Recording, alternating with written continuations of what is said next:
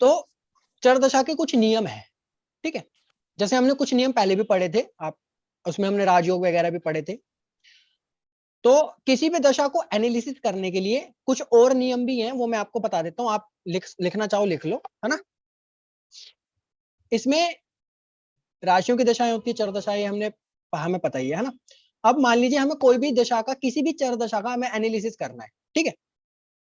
तो पहली चीज लिखो कि हमेशा हमेशा, जैसे मैंने बताया था ना, 7 चर कारक है हमारे पास, आत्म कारक, अमत्य कारक, भ्रातृ, मातृ, पुत्र, ज्ञाति, है ना। ये 7 हमारे पास, और दारा कारक, है ना। ये 7 हमारे पास कारक हैं, चर कारक, है ना। अब इसमें मैंने बताया था कि जो ज्ञाति कारक होता है, जो वो 6-8-12 भाव की तरह बिहेव करता है, मतलब पीड़ादायक होता है ना, ऑब्स्टिकल्स क्रिएट करता है, परेशानी क्रिएट करता है ना।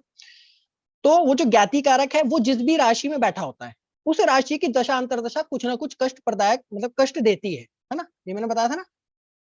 इसी तरीके से आत्मकारक जो ग्रह होता है, जो सबसे हाईएस्ट डिग्री वाला प्लैनेट होता है, आत्मकारक ग्रह, उसकी दशा जब भी चलती है, वो मतलब वो आत्मकारक ग्रह जिस भी राशि में बैठा होता है, उस राशि की दशा अंतरदशा जब भी चलती है, वो लाभदायक होती है ना, वो अच्छी होती है ना। क्योंकि जैसे हमारी कुंडली में विंशोत्तरी दशा में लग्नेश जो भी होता है ग्रह, उसकी दशांतर दशा अच्छी होती है, ऐसे ही आत्मकारक जिस भी राशि में बैठे होते हैं, उस राशि की दशांतर दशा फेवरेबल होती है, अच्छा रिजल्ट देती है हमें, ठीक है। और वैसे मैंने सारे चर कारक का ही बताया था कि भाई दारा कारक जैसे बैठा है ना, दारा कारक जिस भी राशि में बैठेगा, वो राशि की दशा अंतरदशा, दारा कारक क्या है, 7th हाउस की तरह, मतलब 7th हाउस को जैसे हम देखते हैं, वैसे हम दारा कारक को देखते हैं, यानी रिलेशनशिप वाइज या जो भी। तो उस दशा में जिस राशि की चर दशा, मतलब जिस भी राशि की चर दशा चलेगी, अगर दारा कारक की चलेगी, दारा कारक जिस राशि में बैठा होगा उसकी चर दशा चलेगी, तो उस राशि की दशांतर दशा में क्या होगा, दारा कारक से रिलेटेड इवेंट, यानी 7th हाउस से रिलेटेड कोई ना कोई इवेंट घटेगा, है ना। ऐसे ही मातृ कारक जिस भी राशि में बैठा होगा, उस राशि की दशांतर दशा में 4th हाउस से रिलेटेड कोई ना कोई इवेंट घटेगा। पुत्र कारक जिस राशि में बैठा होगा, उस राशि की दशांतर दशा में 5th हाउस से रिलेटेड कोई ना कोई इवेंट घटेगा। अमात्य कारक जिस में बैठेगा, जिस भी राशि में, उसमें करियर वाइज प्रमोशन या कुछ भी जॉब लगना या कुछ भी उससे रिलेटेड कोई इवेंट घटेगा, वेल्थ से रिलेटेड कोई इवेंट घटेगा। क्यों? क्योंकि अमत्य कारक 2nd हाउस और 10th हाउस की तरह बिहेव करता है ना। ये सब बातें मैंने बताई थी आपको ना। अब ये तो हो गया था नॉर्मल वे में, है ना। किसी भी चर कारक की दशा चलेगी तो सर कुछ कहना चाह रहे हैं?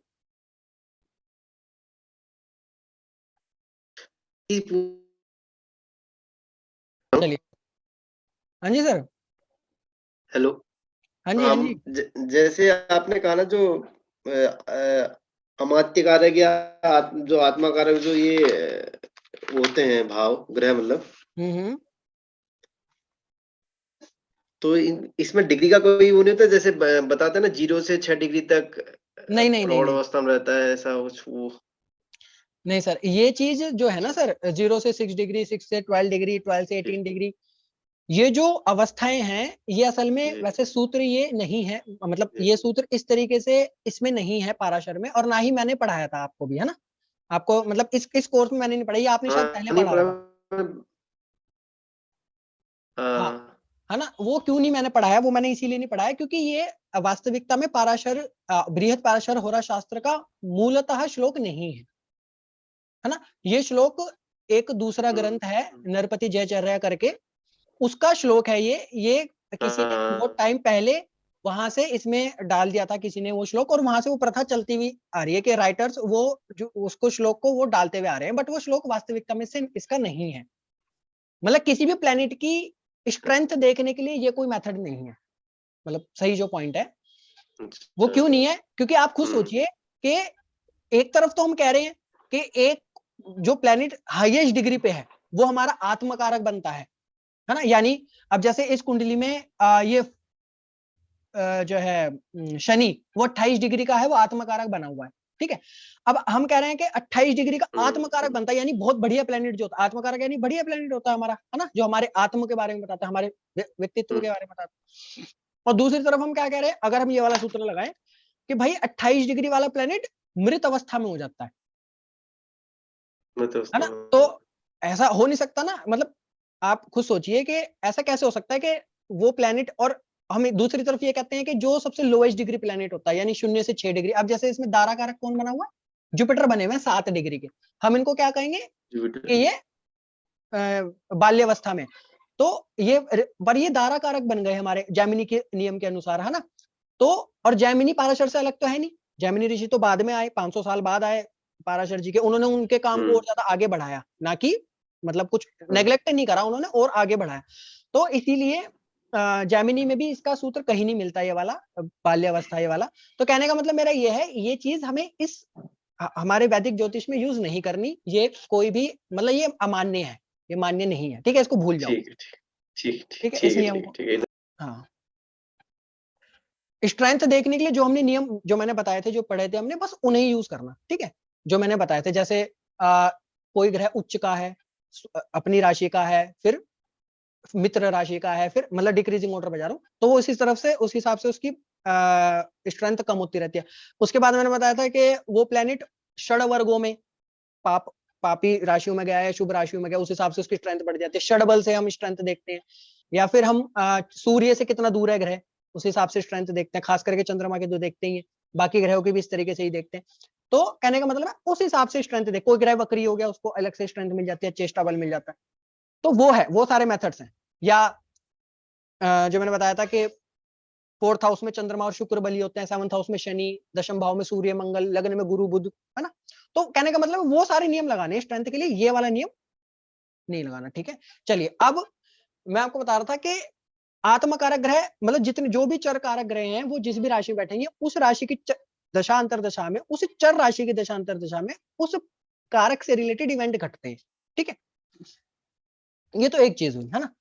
अब अगर हमें देखना ओवरऑल, ओवरऑल वो दशा कैसी होती है, मतलब कैसी जाएगी, तो उसके लिए कुछ नियम है, ठीक है, उनको नोट डाउन करिए। उसमें सबसे पहला नियम ये नोट डाउन करिए कि जो मैंने आपको राजयोग बताया, जो हमने राजयोग पढ़े थे ना, कि आत्मकारक का संबंध अमात्य कारक से होता है तो राजयोग होता है, आत्मकारक का संबंध पुत्र कारक से होता है तो राजयोग होता है ना। तो मैंने आपको 8 या 10 कॉम्बिनेशन बताए थे, है ना, याद होगा आपको। तो वो जो राजयोग वाले जो कॉम्बिनेशन हैं, तो वो कॉम्बिनेशन जिस भी राशि में बन रहा, अगर किसी दो ग्रहों का कॉम्बिनेशन बना हुआ है, जैसे मान लीजिए आत्मकारक और अमात्य कारक का कॉम्बिनेशन किसी राशि में बना हुआ है, तो उस राशि की दशा अंतरदशा बहुत फेवरेबल जाने वाली है, सीधी सी बात है, क्योंकि उस राशि में राजयोग बना हुआ है ना। अब उसकी स्ट्रेंथ को कम या ज्यादा वो और नियम भी कर सकते हैं, वो अभी हम पढ़ेंगे जब आगे। बट पहली चीज ये समझिए कि राजयोग जो हमने पढ़े थे, उन राजयोग में, एक बार रिपीट कर दूं क्या राजयोग दोबारा से? एक बार बता दीजिए। हाँ चलो, आप नोट डाउन कर लीजिए एक बार। और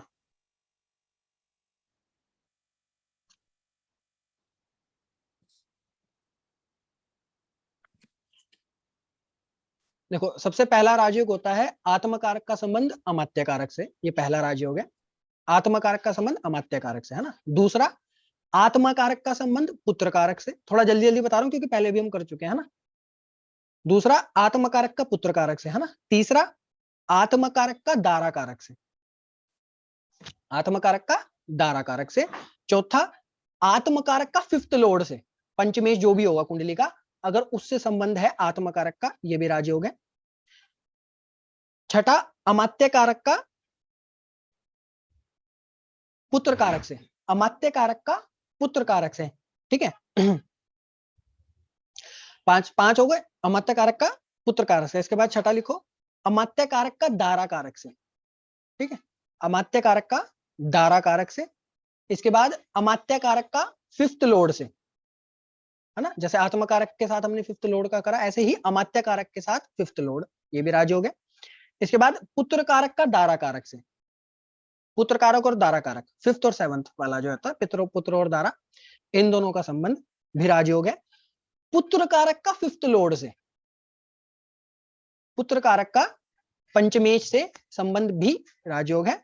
इसके बाद लास्ट, दारा कारक का फिफ्थ लॉर्ड से, दारा कारक का भी पंचमेश से संबंध राजयोग है। तो ये हमारे पास 8-10 राजयोग आ जाते हैं। तो ये जो राजयोग हैं, ये राजयोग कहीं भी बन रहे हो, जिस भी राशि में बन रहे हो, उस राशि की दशांतर दशा फेवरेबल होती है, पहली चीज। ठीक। दूसरा, अब इसमें एनालिसिस के ये सूत्र आप लिखते चले जाइए एक के बाद एक। अब कोई भी, सबसे महत्वपूर्ण नियम जो है इसका, कि कोई भी दशा, जो भी चर दशा चलती है, उस दशा का स्वामी, उस दशा का लोड, यानी उस चर दशा का स्वामी यदि शुभ पंचक में हो।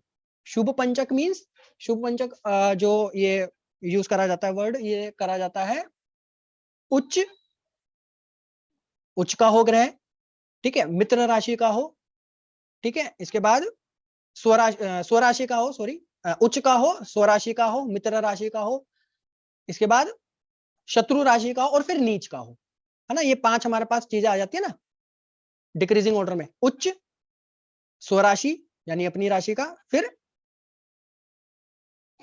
मित्र राशि का, फिर शत्रु राशि का, और फिर नीच राशि का, है ना। ये 5 चीजें आ जाती है। तो ये कहने का मतलब है वो जो उसका स्वामी है वो अच्छे उसमें गया हो, यानी उच्च का हो, या फिर मित्र राशि का हो, या स्वराशि का हो, तो अच्छे हो गए, है ना। खराब, अशुभ, अशुभ पंचक कौन से हो गए कि भाई वो जो ग्रह है वो शत्रु राशि का हो या नीच का हो, ठीक है, तो वो अशुभ पंचक में गिना जाएगा। इसके बाद ये हो गई पहली चीज, मतलब उसका स्वामी देखना है हमें कि वो कैसा है ना। उसके बाद जैसी स्ट्रेंथ, वो मतलब जितना अच्छा होगा वो ग्रह, जितना शुभ होगा उतना ज्यादा वो दशा अच्छी आने वाली है, ठीक है। दूसरी चीज इसमें आती है कि वो जो चर कारक है, जिस दशा को हम एनालिसिस कर रहे हैं, उस चर दशा में प्लैनेट जो बैठा है वो शुभ पंचक में हो तो बहुत अच्छा है। यानी मान लीजिए मेष राशि की हम कर रहे हैं एनालिसिस, है ना, कि मेष राशि की दशा कैसे जाने वाली। तो मेष राशि का स्वामी देखेंगे, पहले मंगल को देखेंगे कि मंगल उच्च का बैठा हो, मित्र राशि का बैठा हो, स्वराशि का बैठा हो तो अच्छा है।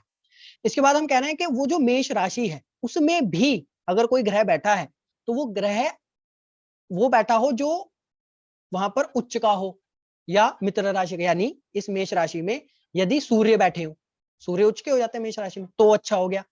या फिर गुरु बैठे हो, मित्र हैं गुरु, है ना। तो इस तरीके से उस राशि में भी अच्छे ग्रह बैठे होंगे उस राशि के स्वामी के अनुसार ना, मतलब उसके स्वामी के मित्र बैठे हो अगर उस राशि में तो भी अच्छा है, ठीक। ये दूसरा पॉइंट। ये 2 पॉइंट लिख लिया आपने। अच्छा, मैं ज्यादा फास्ट तो नहीं हो रहा ना, कोई समस्या है ना। मैं इसलिए बता रहा हूँ जल्दी क्योंकि नहीं सर। दूसरा पॉइंट एक बार और बता दें। देखो सर, दूसरा पॉइंट ये है कि जिस राशि को हम एनालिसिस कर रहे हैं ना, जिस राशि को हम एनालिसिस कर रहे हैं, उसका देख रहे हैं वो कैसे जाने वाली है, उस राशि में ग्रह देखने हैं हमने कि कौन बैठा है। अगर उस राशि में उच्च का ग्रह बैठा है ना, जैसे मैंने एग्जांपल लिया मेष राशि का, यदि वहां पर सूर्य बैठे तो वो राशि की दशा शुभ हो जाएगी, अच्छी हो जाएगी। या मंगल बैठे हैं, यानी स्वयं मंगल ही बैठ जाएंगे तो अच्छा ही है। फिर या फिर गुरु बैठ जाएंगे क्योंकि गुरु भी मित्र है ना मंगल के, तो भी अच्छा हो जाएगा। अब आई बात समझ में। यानी उस राशि में भी, अभी मैं करूंगा, मैं एग्जांपल, मतलब मैं अभी एक एग्जांपल लेकर के और आपको कुंडली के थ्रू भी बताऊंगा। ये सारे पॉइंट जो भी मैं बताऊंगा इनको लगा करके दिखाऊंगा कुंडली पर, है ना। तो बेफिक्र रहो, आपको समझ में आ जाएगा, ठीक है। इसके बाद उस राशि की दशा अंतरदशा अच्छी जाती है जिसमें आत्मकारक बैठा हो, ये हमने अभी बात करी, आत्मकारक बैठा हो, या जिसमें राजयोग हो, है ना। ये हमने सबसे पहले पॉइंट पढ़ा था, है ना।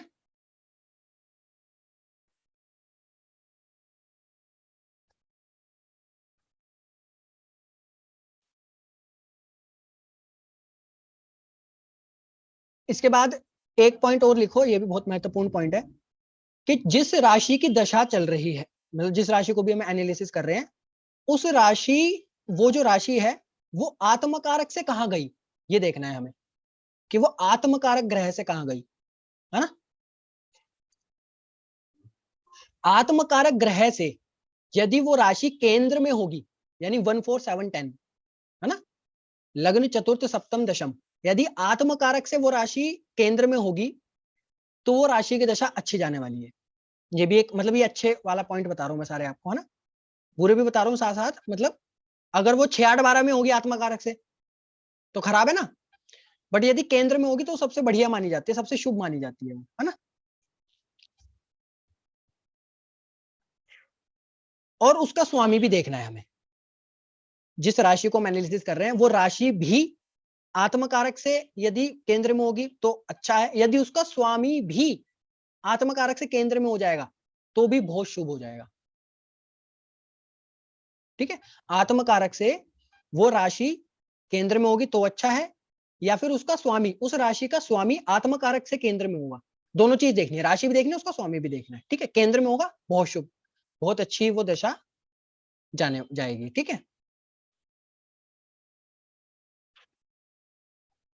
अच्छा ये जो जैमिनी है, जैमिनी में ना हम केतु को पापी नहीं मानते, है ना, ये मैंने पहले भी बात बताई थी शायद, है ना, पापी नहीं लेते हम, हाँ सर। है ना, केतु को नहीं लेते हम, सिर्फ मंगल शनि सूर्य और राहु को लेते हैं। ठीक है, और शुभ ग्रह में हम चंद्र बुध गुरु शुक्र और केतु को लेते हैं। ठीक है, तो कोई भी दशा के आगे, मतलब जिस भी दशा को हम एनालिसिस कर रहे हैं, पांचवा पॉइंट लिखो कि जिस भी दशा को हम एनालिसिस कर रहे हैं उस दशा, उस चर दशा के आगे और पीछे यदि पापी ग्रह बैठे होंगे, यदि पापी ग्रह बैठे होंगे तो पाप कर्तरी लग जाएगा एक तरीके से, ऐसा समझ लो, है ना, मतलब पापी ग्रह बैठे होंगे तो वो खराब है, वो अच्छी नहीं है। अगर शुभ ग्रह बैठे होंगे दोनों तरफ तो अच्छा है। ठीक है, वो चर दशा अच्छी हो जाएगी यदि उसके आगे और पीछे शुभ ग्रह बैठे होंगे।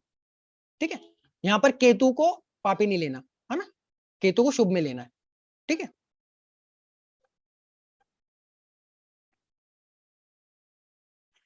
और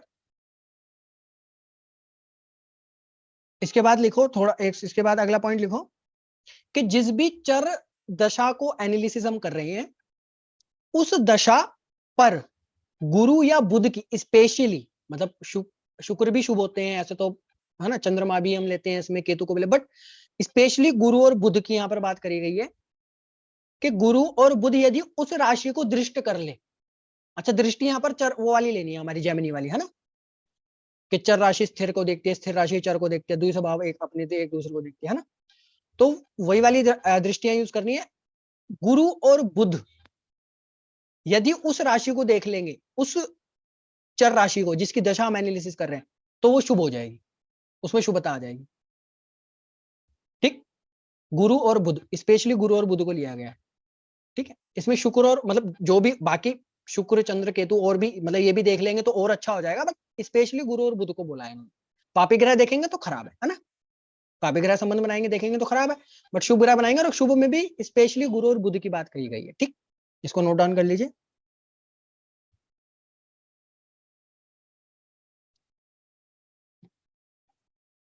ठीक है, इसके बाद जिस भी चर राशि को हम एनालिसिस कर रहे हैं उस राशि का स्वामी यदि पापी है, और यदि वो पापी होकर के पापी ग्रह से ही संबंध बना लेगा, पापी ग्रहों के साथ ही संबंध बना लेगा, तो वो दशा अशुभ हो जाएगी, सीधी सी बात है।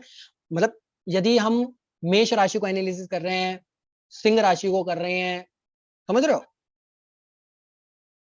मकर राशि को, कुंभ राशि को, इनको हम एनालिसिस कर रहे हैं, वृश्चिक राशि को, तो अगर इनके स्वामी, क्योंकि पापी, अगर इनके स्वामी जो जिस भी राशि को कर रहे हैं, जैसे मेष राशि को कर रहे हैं जैसे एग्जांपल में, तो मंगल को हम एनालिसिस कर रहे हैं। अब अगर मंगल शनि के साथ संबंध बना के बैठ जाएंगे, है ना, या फिर राहु के साथ संबंध बना के बैठ जाएंगे, ठीक, या शनि राहु दोनों के साथ संबंध बना के बैठ जाएंगे तो और खराब, समझ रहे हो बात को। अगर इसी का उल्टा, अगर वही मंगल शुभ ग्रह से संबंध बनाएंगे, यदि बुध गुरु शुक्र इनसे संबंध बनाएंगे तो अच्छा है। और अगर वो ग्रह शुभ ही होगा, यदि वो राशि जिसको हम एनालिसिस कर रहे हैं, यदि यदि वो वृषभ राशि होगी, मिथुन राशि होगी, कर्क राशि होगी, कन्या तुला, समझ रहे हो, धनु मीन, ये राशियां होंगी तो उसका स्वामी तो शुभ ही है। अगर वो शुभ ग्रह के साथ ही संबंध बना लेंगे तो और अच्छा हो जाएगा। सबसे सबसे बेटर तो यही है कि शुभ ग्रह हो की दशा हो और वो शुभ ग्रह के साथ ही संबंध बना ले, तो बहुत ही बढ़िया, एक्सीलेंट। इसके बाद अगर वो शुभ ग्रह है, अगर वो अशुभ ग्रह के साथ संबंध बना ले तो खराब है, प्रॉब्लम है ना। अगर अशुभ ग्रह की दशा है और शुभ ग्रह से संबंध बना ले तो अच्छा है, अगर अशुभ ग्रह की दशा है और अशुभ ग्रह से ही संबंध बना ले तो बहुत ही खराब। ठीक है, ये डिक्रीजिंग ऑर्डर पे आ गए हम, है ना। चलिए, इसके बाद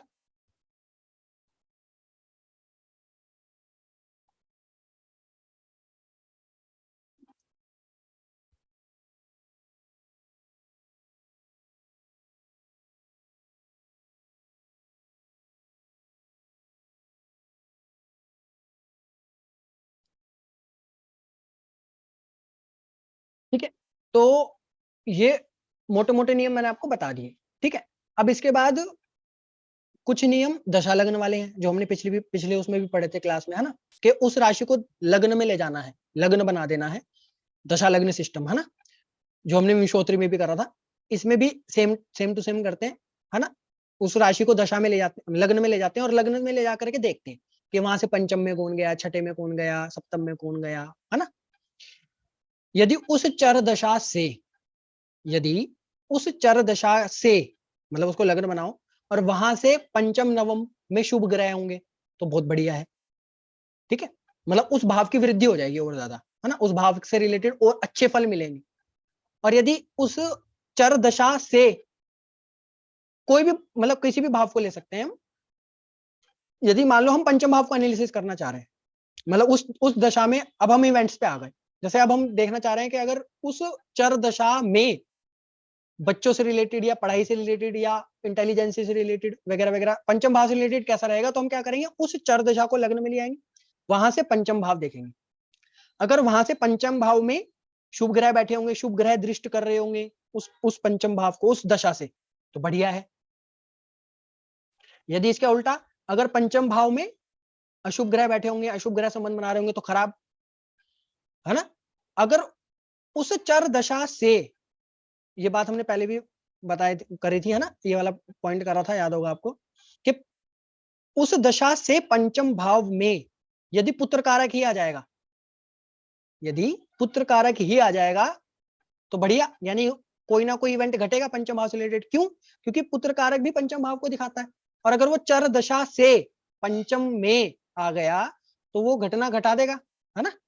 इसी तरीके से दारा कारक सप्तम में आ जाए अगर चर दशा से, लग्न, मतलब दशा को लग्न में ले जाकर के अगर हम सप्तम भाव को देखें, वहां से अगर सप्तम में दारा कारक आ जाएगा, 7th हाउस से रिलेटेड घटना घटेगी। चर दशा से दशम भाव में अमात्य कारक आ जाएगा, या सेकंड हाउस में द्वितीय भाव में अमात्य कारक आ जाएगा, तो घटना घटेगी सेकंड हाउस से या 10th हाउस से रिलेटेड, है ना। मेरी बात समझ रहे हो? अब वो दशा जो है वो कितनी ज्यादा शुभ और अशुभ रहेगी, वो डिपेंड करेगा कि वो वहां से कौन कौन से ग्रह उस ग्रह से संबंध बना रहे हैं। यदि चर दशा से, यदि हम किसी का प्रोफेशनल लाइफ देखना चाह रहे हैं कि जॉब लगेगी या नहीं, या जॉब में है तो प्रमोशन कब होगा, तो उस चर दशा से अगर दशम में या एकादश में अमात्य कारक आ जाएगा, है ना, तो वो अच्छा है, घटना घटेगी। अब वो कितना ज्यादा प्रमोशन, कितना ज्यादा अच्छा मिलेगा, या जॉब जो है वो कितनी ज्यादा अच्छी लगेगी, वो डिसाइड करने के लिए हम देखेंगे कि वो जो ग्रह है अमात्य कारक जो दशम में बैठा है चर दशा से, वो उसके साथ कितने शुभ ग्रह संबंध बना रहे हैं और कितने अशुभ बना रहे हैं। उस हिसाब से हमें अपनी बुद्धि से उसको एनालिसिस करना पड़ेगा। समझ में आ रही है ना बात, जैसे हम अभी तक करते आ रहे हैं, है ना, इसी तरीके से करना है, सेम टू सेम। ठीक, बट वो घटना घटेगी उस टाइम पीरियड पे, ये फिक्स है कि अगर चर दशा से चतुर्थ भाव में मातृ कारक आ जाएगा तो चतुर्थ भाव से रिलेटेड घटना घटेगी, थर्ड हाउस में बृहत्तर कारक आ जाएगा, थर्ड हाउस से रिलेटेड घटना घटेगी, है ना। चलो, और नॉर्मली अगर चर दशा से 6, 8, 12 में पापी ग्रह आ जाएंगे तो खराब है। 6, 8, 12 में पापी ग्रह तो खराब है। और मैंने ज्ञाति कारक का एक नियम बताया था कि ज्ञाति कारक कोई भी ग्रह हो सकता है, वो गुरु भी हो सकता है, वो शुक्र भी हो सकते हैं, समझ रहे हो, मतलब शुभ ग्रह भी ज्ञाति कारक बन सकता है ना, ज्ञाति कारक तो कोई भी ग्रह बन सकता है। तो वो जो ज्ञाति कारक होता है वो हमेशा अशुभ फलदायी होता है, मतलब वो जिस भी ग्रह से संबंध बनाता है वो खराब करता है। तो अगर दशा लग्न से यदि वो ज्ञाति कारक संबंध बना लेगा उस कारक से, जैसे कोई भी चर कारक, मान लीजिए आत्म कारक 6, 8, 12 में बैठा है ना, आत्म कारक चर दशा से आत्म कारक 6, 8, 12 चले गया मान लीजिए, तो खराब है, 6, 8, 12 नहीं जाना चाहिए ना, कोई भी चर कारक 6, 8, 12 नहीं जाना चाहिए। ठीक है, बट मान लीजिए चले भी गया, 6, 8, 12 चले गया तो प्रॉब्लम है। अगर उस 6, 8, 12 में जाने के बाद उस प्लेनेट से अगर ज्ञाति कारक भी संबंध बना लेगा तो और खराब है ना। ये सब चर्चा हमने पिछली क्लास में भी करी थी, शायद याद होगा आपको, है ना।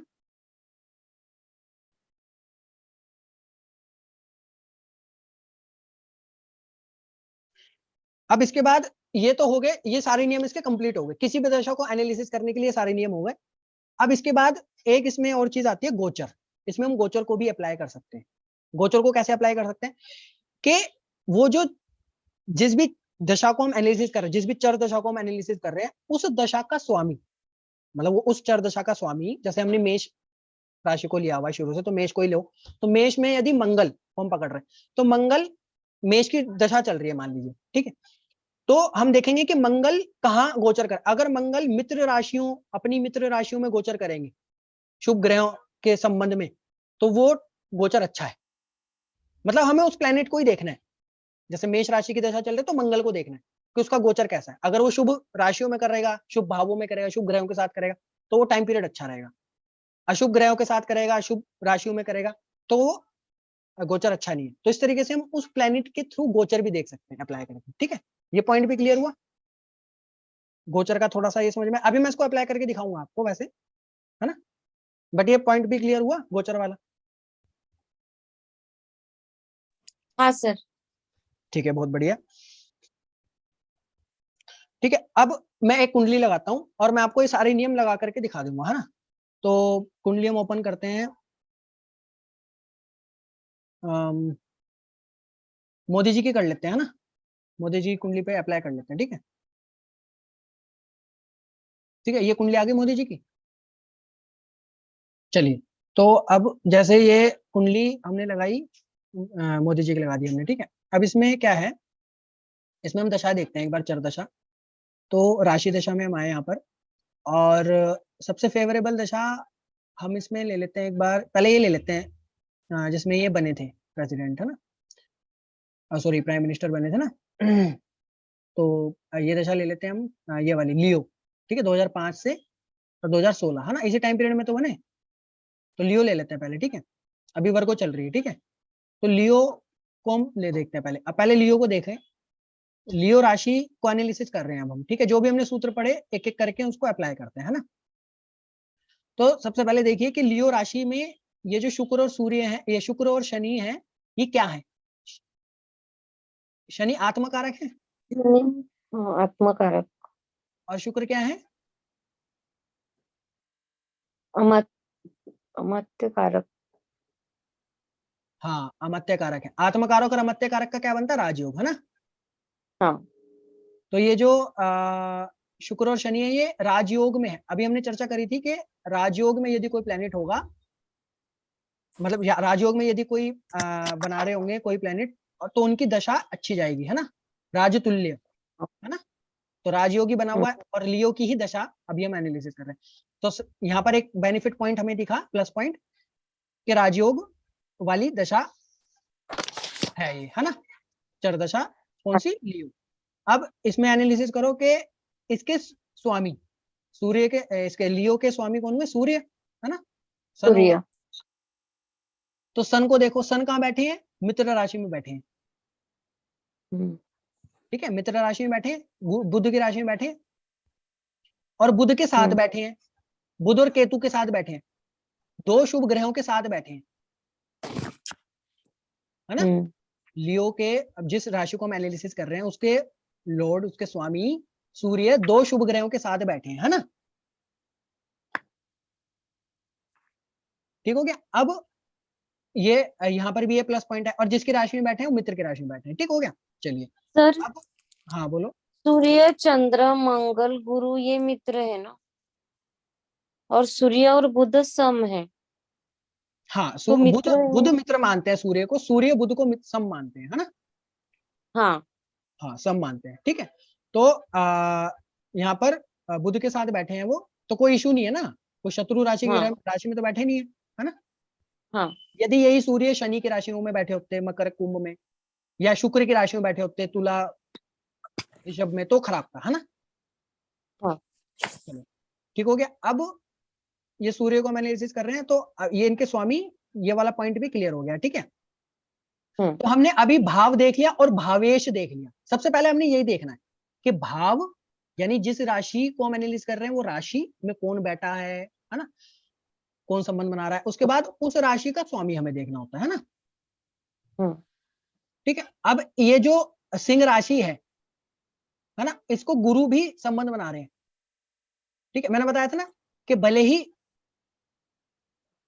मतलब ये सामने है भले ही इनके, मतलब जो भी राशि, जो भी ग्रह होते हैं जेमिनी में भी अपने से सप्तम में तो संबंध बनाते ही हैं, ठीक है, अपने से सप्तम में तो संबंध बनाते ही हैं, ठीक है। तो ये गुरु भी एक तरीके से इनको संबंध बना रहे हैं ना, देख रहे हैं, हाँ वो शुभता ला रहे हैं, मतलब सिंह राशि को शुभता दे रहे हैं गुरु, है ना। एक सेकंड, है ना, तो शुभता दे रहे हैं, तो ये भी प्लस पॉइंट हो गया, ठीक है। चलो और बताओ, और हमने क्या पॉइंट पढ़ा? सर मंगल और मंगल भी देख रहा है 10th एस्पेक्ट से। नहीं नहीं नहीं नहीं, मंगल मैम चर राशि, स्थिर राशि को नहीं देखेगी ना, 2 5 8 11 हाँ 2 5 स्थिर 8 राशि, हाँ स्थिर राशि स्थिर को नहीं, ये मंगल और चंद्रमा इसको नहीं देख रहे, यहाँ नहीं देख रहे, ना ही इनके स्वामी को देख रहे हैं, सूर्य को, ठीक है, अच्छा है ना। गुरु को तो मैं इसलिए ले रहा हूँ क्योंकि वो सामने बैठे हैं, सप्तम सप्तम में कोई भी बैठा होगा वो संबंध बनाएगा ही बनाएगा, इसलिए मैंने गुरु को लिया, नहीं तो 2 5 8 11 के हिसाब से गुरु को भी नहीं लिया जाता, ठीक है। अच्छा हाँ हाँ, गुरु को जस्ट इसीलिए लिया। चलिए अब दशा मतलब राशि हो गई, राशि वाला भाव हो गया, राशि का स्वामी को एनालिसिस कर लिया हमने, और बताएं और क्या पॉइंट पढ़ा था हमने?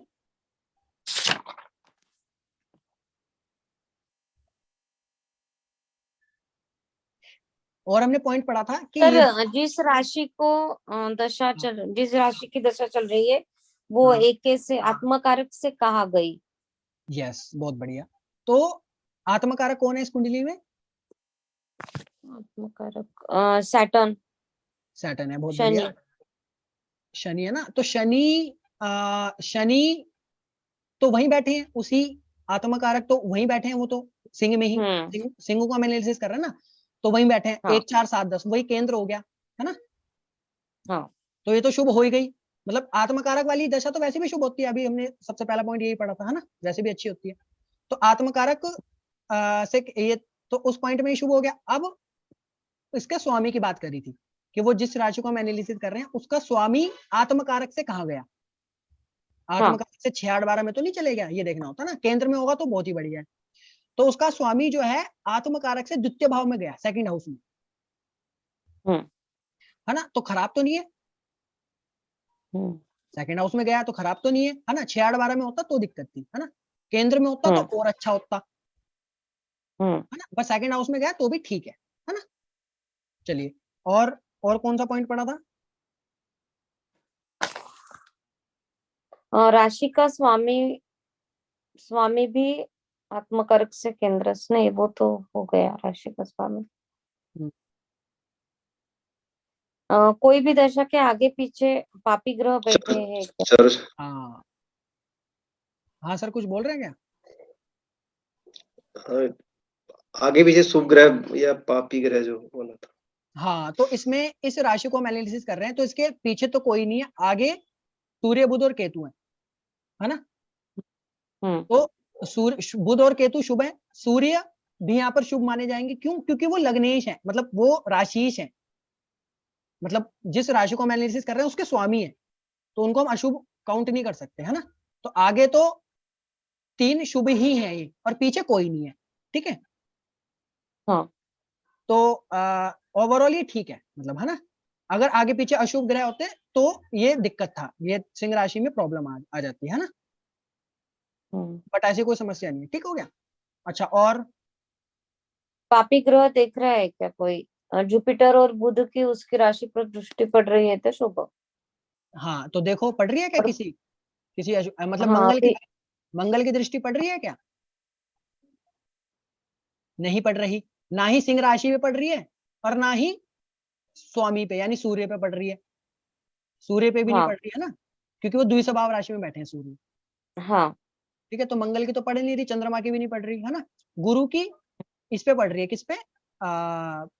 इस पे, ये तो शुभ है ना, गुरु की तो शुभ दृष्टि पड़ रही है। अच्छा शनि को हम मैलेफिक, शनि सूर्य मंगल को मैलेफिक लेते हैं और राहु को, है ना। तो इनमें से शनि तो राजयोग में इन्वॉल्व होके वो तो बेनिफिट दे रहे हैं यहाँ पर सिंह राशि को, क्योंकि वो राजयोग में इन्वॉल्व हो गए, आत्मकारक अमत्यकारक, है ना। तो किसी भी अशुभ ग्रह की दृष्टि नहीं पड़ रही, है ना, ना ही राशि पर ना ही राशि के स्वामी पर, ठीक हो गया। तो ये समझ में आया ना कि उस राशि पर ना ही कोई अशुभ ग्रह की दृष्टि, ना ही संबंध, कुछ नहीं आ रहा, ना ही स्वामी पर आ रहा है। ठीक हो गया? हाँ तो सर। ये पॉइंट भी क्लियर हो गया। इसके बाद आगे बताएं। चर राशि का ग्रह पापी है और पापी ग्रह से संबंध बनाता है क्या? वो तो अभी हो गया। वो तो हो गया ना, उसका स्वामी हमने हाँ। देखना था कि वो अशुभ ग्रह के साथ ही नहीं होना चाहिए, है ना? सर अभी चर राशि को लग्न बनाना है हाँ, नहीं अभी सिर्फ और एनालिसिस कर रहे हैं हम। अभी दशा लग्न से वो वाला पॉइंट छोड़ दो, अभी वो वाला अच्छा। पॉइंट छोड़ दो। अभी सिर्फ एनालिसिस कर रहे हैं, उस राशि को एनालिसिस कर रहे हैं हम। ठीक है, ओवरऑल राशि कैसे जाने वाली है वो हम एनालिसिस कर रहे हैं। ठीक है, तो यही ठीक। पॉइंट्स है बस। ठीक है, हो गए ना सारे पॉइंट कंप्लीट? हाँ सर। अच्छा, अब क्या है, लास्ट में मैंने गोचर बताया था, गोचर। हाँ। ठीक है, तो गोचर में लगा देता हूँ एक बार। इसका कब बने थे ये? 2014 में।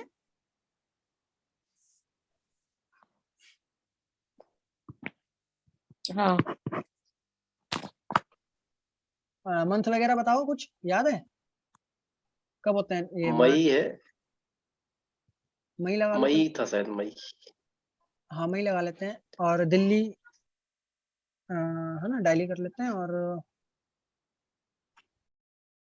ठीक है, ये कुंडली हम गोचर में देखते हैं। यहाँ पर ये आ गई कुंडली। ठीक है, अब हमने उस ग्रह को देखना होता है ना।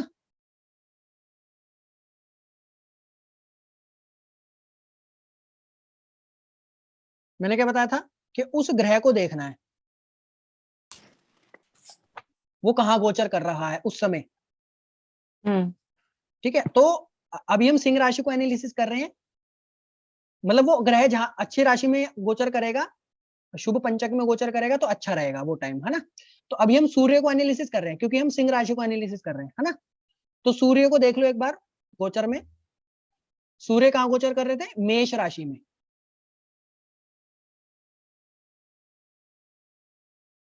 ठीक है, कहाँ गोचर कर रहे थे? उच्च के, है ना, एक्सॉल्टेड, उच्च के हो जाते हैं ना सूर्य मेष राशि में। हेलो सर अभी हमने क्या किया? जी जी। मैम, हमने क्या करा, अभी ये कुंडली हम एनालिसिस कर रहे थे ना मोदी जी की। हाँ। तो हम ये देख रहे थे कि गोचर, गोचर हम पकड़ रहे थे कि वो जो राशि जिसको हम अच्छा। एनालिसिस कर रहे हैं, जिस राशि को, उस राशि का अधिपति, उस राशि का स्वामी कहाँ गोचर कर रहा था उस समय जब वो प्राइम मिनिस्टर बने, है ना? तो शुभ राशि में गोचर करेंगे तो ही तो शुभ फल मिलेंगे। हाँ। ठीक है, तो सिंह राशि में, सिंह राशि का हमने देखना है, यानी सूर्य को हमने देखना है। तो गोचर हमने खोला 2014 मई के आसपास हमने खोल लिया। ठीक है, तो आप अच्छा। मार्च अप्रैल भी कर लोगे तो आपको सूर्य मीन मीन में मिलेंगे, है ना? हाँ। मीन में मिलेंगे। तो मीन राशि भी गुरु की राशि है, मित्र की राशि है, सूर्य के मित्र है गुरु। तो वो भी अच्छा था समय। ठीक है, मीन राशि। और जब मई का अगर हम देख रहे हैं तो मई में उच्च के थे मेष राशि में। तो यानी कि वो जो ओवरऑल टाइम पीरियड था अप्रैल मई वाला, तो अप्रैल और मई वाला टाइम ओवरऑल गोचर वाइज भी बहुत बढ़िया था या नहीं? यहां से दिख रहा है ना, देखो। हाँ सर। ठीक हो गया? तो ऐसे ही हम गोचर को भी अप्लाई करके देख लेते हैं, मतलब उस राशि के स्वामी के अनुसार। ठीक है। हाँ। ठीक है, तो और ये जो सारे अभी हमने नियम पढ़े ना, यही सारे नियम हम अंतरदशा पे भी अप्लाई करते हैं, same to same as it is. ठीक है, जैसे अभी अगर मतलब अगर मेरे को लियो में देखना है कि लियो में ये जो अंतरदशाएं हैं, ठीक है, लियो में पहले वर्गो आई, फिर लिब्रा आई, फिर स्कॉर्पियो, सैजिटेरियस, कैप्रिकॉर्न, है ना, इस तरीके से आई। और ये देखो लियो में ही बने। हाँ। लियो में नहीं, सॉरी सॉरी, लियो में इसमें जेमिनाई में।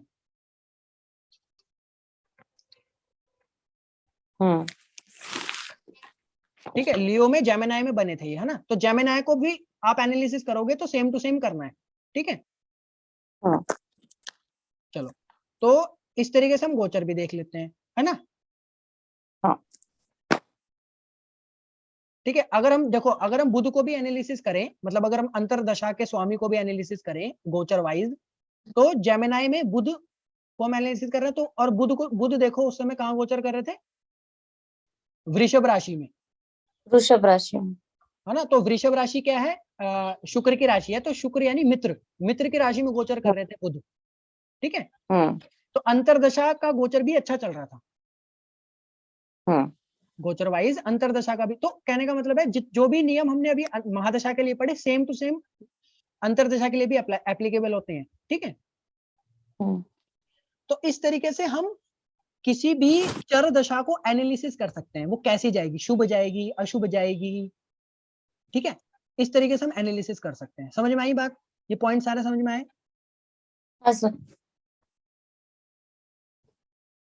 सर समझ में आए? ठीक, हाँ ठीक आ रहा है। ठीक है, अब क्या करना है आपने, अब आपने करना ये है कि जब आप इसको करेंगे ना विंशोत्तरी दशा को, ठीक है, अब आपने क्या करना है, कुंडली खोलनी है कोई सी भी, और आपने जो भी हमने नियम पढ़े थे विंशोत्तरी दशा को एनालिसिस करने के लिए, तो विंशोत्तरी दशा को उसी तरीके से एनालिसिस करना है, ठीक है। जब आप विंशोत्तरी दशा को एनालिसिस करेंगे, तो आपने जिस भी टाइम पीरियड को एनालिसिस करना है, जिस भी टाइम पीरियड को, है ना। जैसे मान लो आपने, अब मान लो इसी में ही अगर मैं विंशोत्तरी दशा खोलूं और मेरे को यही टाइमिंग एनालिसिस करनी थी, मान लीजिए ये 2014, तो मैं क्या करूंगा, मून में देखूंगा राहु, है ना, मून में राहु को एनालिसिस करूंगा। तो क्योंकि अगर मेरे को यही वाला टाइम पीरियड देखना है ना, क्योंकि 2000 मतलब अगर ये व्यक्ति मेरे पास आए और मेरे से पूछे कि बताओ मेरा ये वाला टाइम पीरियड कैसा जाने वाला है, अच्छा जाने वाला है, अगर मुझे तरक्की मिल जाएगी, मेरा प्रमोशन हो जाएगा, मेरे को बढ़िया कुछ हो जाएगा, मेरी लाइफ में कुछ घटना अच्छी घटेगी, है ना। तो मैं क्या करूंगा, मैं मून और राहु को देखूंगा, ठीक है। तो वो तो मैं विंशोत्तरी दशा के जो भी हमने नियम पढ़े हैं उसी नियम के अनुसार देख लूंगा, ठीक है। फिर मैं डबल कंफर्म करने के लिए मैं क्या करूंगा, मैं राशि दशा में जाऊंगा और वही वाला टाइम पीरियड खोल लूंगा, अच्छा, है ना, यही तो करूंगा। तो मैं लियो में ये जेमिनी वाला, ये वाला टाइम पीरियड मैं लियो और जेमिनी में ये मैं यहां से कर लूंगा। अगर मेरे को दोनों तरफ से पॉजिटिव, वैसे तो दोनों तरफ सेम ही आंसर आएगा, आप कान कहीं से भी पकड़ो आंसर तो सेम ही आएगा, बट होता क्या है, डबल कंफर्मेशन हो जाती है ना। तो आपने दोनों टूल यूज करने हैं, दोनों दशाएं यूज करनी है, विंशोत्तरी दशा भी और ये चर दशा भी, ठीक है। जब आप दोनों दशाओं से देख लोगे तब आपको कंफर्म हो जाएगा, आप भी 100% जो है स्टैंप लगा करके दे पाओगे कि हाँ भाई ये टाइम पीरियड तेरा फेवरेबल है या अनफेवरेबल है, ठीक। चलो, तो आज की क्लास यहीं तक रखते हैं।